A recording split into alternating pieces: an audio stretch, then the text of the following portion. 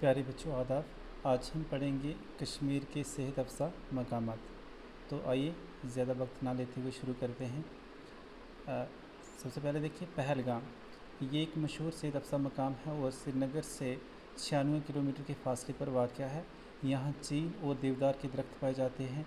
हर साल हज़ारों की तादाद में सयाह लोग सैर के लिए आते हैं। सयाह लोग यानी जो टूरिस्ट होते हैं। श्री अमरनाथ जी स्वामी की यात्रा के लिए यहीं से रास्ता जाता है। पहलगाम की बुलंदी सतह समुंदर से 7000 फीट के करीब है। ये जो इसकी ऊंचाई है इसके बारे में बात करें। उसके बाद देखिए आगे, यहाँ एक नाला है जिसका पानी नहायत ही साफ़ और शफाफ है। अब आगे देखिए, अगली जगह है गुलमर्ग, जिसके बारे में आपने सुना होगा।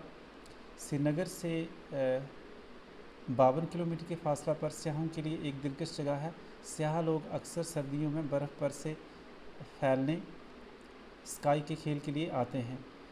जंगलात के नज़ारे काबिल दीद हैं, इन्हें देखने के लायक हैं। उसके बाद देखिए, जिसको गोल्फ़ कहते हैं, खेलने के लिए यहाँ के मैदान मशहूर हैं। इसको इसने गोल्फ़ लिखा हुआ है।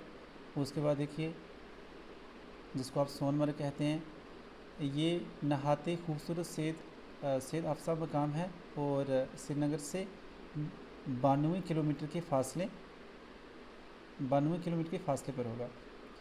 ठीक है, यहाँ पे इसने लिखा हुआ है निहाते। अब यहाँ पे ये एडिट नहीं हो पा रहा है, मैं कोशिश करता हूँ और होता है तो। यहाँ पे देखिए, ये इसने लिखा हुआ है निहाते, लेकिन ये निहाते नहीं है, यहाँ पर निहायत होगा जो हमने ऊपर पढ़ा था।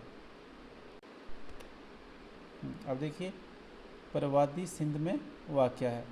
उसके बाद देखिए, बाला सिंध इसके पास से गुज़रता है। ये नाला सिंध होगा, नाला सिंध इसके पास से गुज़रता है। यहाँ घने जंगलात पाए जाते हैं। यहाँ से करगिल और लेह को रास्ता जाता है। इसने लिखा है रास्ता जाता है, तो ये रास्ता नहीं है बल्कि क्या होगा, ये रास्ता, ऐसे करके रास्ता जाता है। उसके बाद देखिए,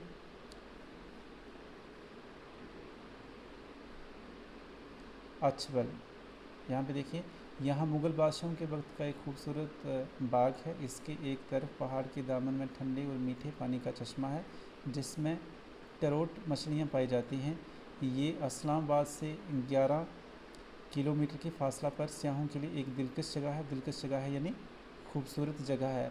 जंगलात के नज़ारे काबिल दीद हैं, यानी देखने के काबिल हैं। आगे देखिए, आगे है नसीम बाग। तो नसीम बाग में देखते हैं क्या लिखा है। श्रीनगर से 10 किलोमीटर दूर ज़ियारत हज़रत अबल के नज़दीक वाक़ है। यहाँ सिर्फ चिनार के दरख्त हैं जो शहनशाह अकबर के ज़माने के लगे हुए हैं। तो देखा, ये किसके ज़माने के लगे हुए हैं, शहनशाह अकबर के ज़माने के।